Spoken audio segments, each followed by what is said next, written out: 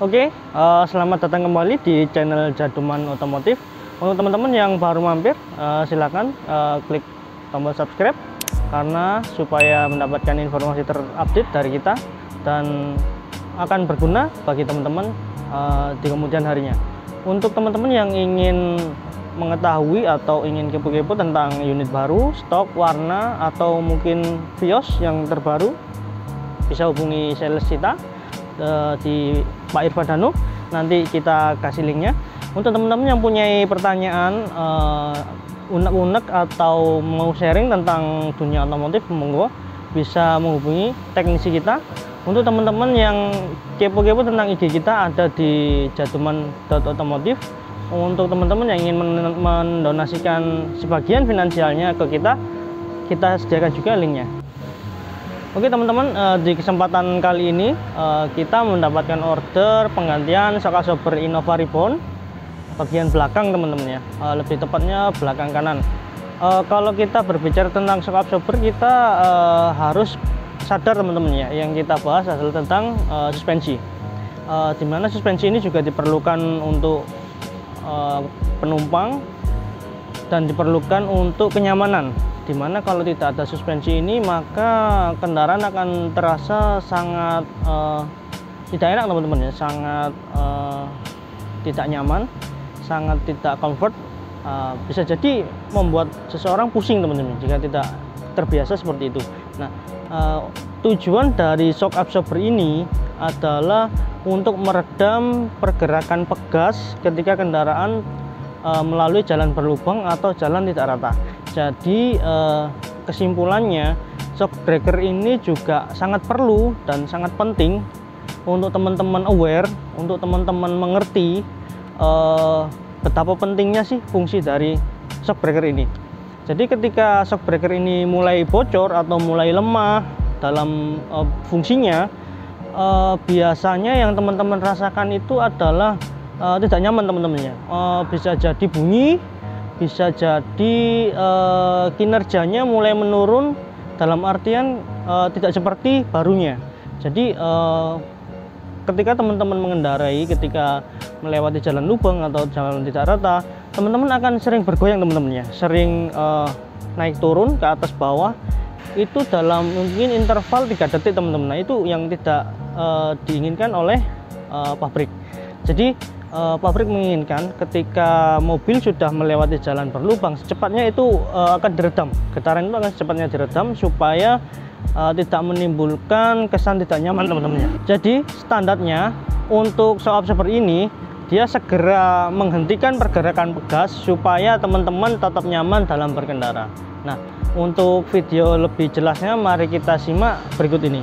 Untuk melepas sekok sebelah belakang ya, ini kebetulan yang kanan itu sebenarnya kita cuma lepas 3 baut aja ya. Ini yang pertama 17-an, kemudian yang atas, nah itu ada 2 14-an ya. Jadi intinya kita cuma lepas 3 baut itu aja untuk melakukan penggantian pada skok belakang Innova Reborn ya. Jangan lupa ini bahannya nanti ditahan pakai dongkrak. Untuk spare part yang diganti, spare partnya ini ya, ini ori dari Toyota, kemudian nomor partnya 48530 strip 8Z036. Ini untuk skok bagian kanan ya, kanan kiri sama sih kalau yang Innova Reborn.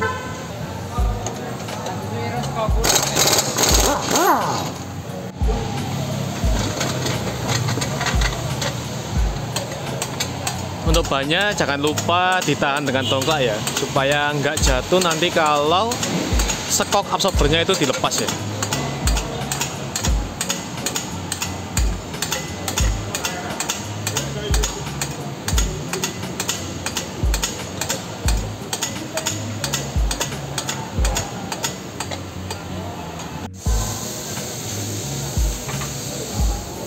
Nah, ini kita melepas baut 11 yang di atas.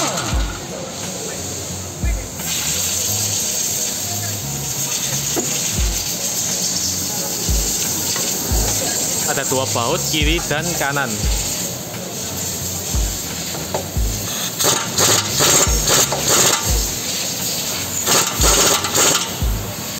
setelah dua-duanya lepas, tinggal kita tarik aja ya.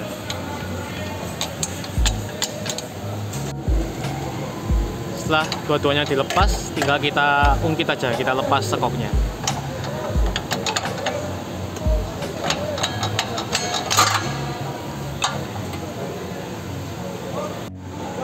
Nah, ini sudah terlepas. Kemudian kalau di spare part yang baru itu nggak ada washernya ini ya, jadi ini harus dilepas dulu. Nanti yang baru dapatnya cuma skoknya aja, ini nggak dapat. Untuk melepas kita pakai kunci 14 ya.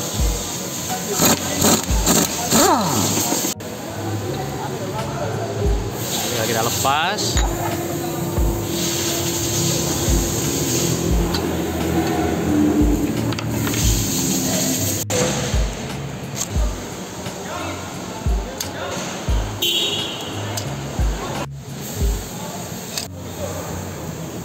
Nah, di spare part yang baru ini ya baru kita pasang washernya tadi ya. Ini businya dulu yang karet, kemudian plat, kemudian ada washernya sebagai tempatnya baut ya. Kemudian kita tutup dengan karet lagi, kita ikat dengan mur 14 ini. Tinggal diimpact aja sampai keras.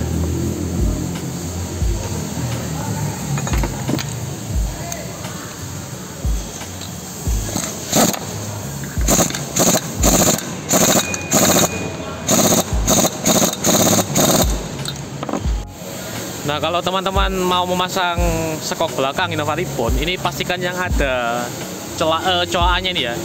Ini ada pada bagian sisi luar. Jadi yang ada coakannya itu yang sebelah sana ya. Sedangkan yang ini, yang bulat, tempat baut yang bulat, itu ada di sebelah yang dalam.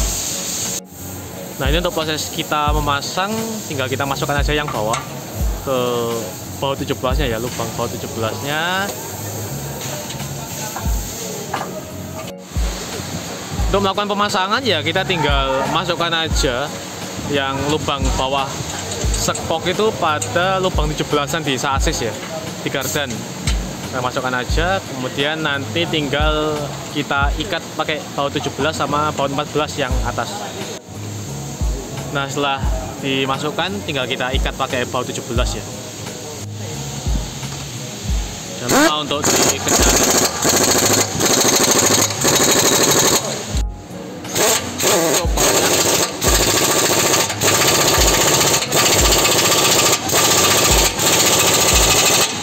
Untuk baut atas tinggal kita ikat juga pakai baut 14-an 2 ya.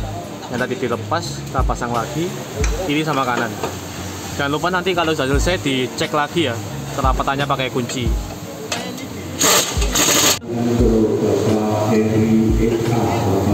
Nah, jangan lupa dicek lagi ya kekencangannya pakai kunci.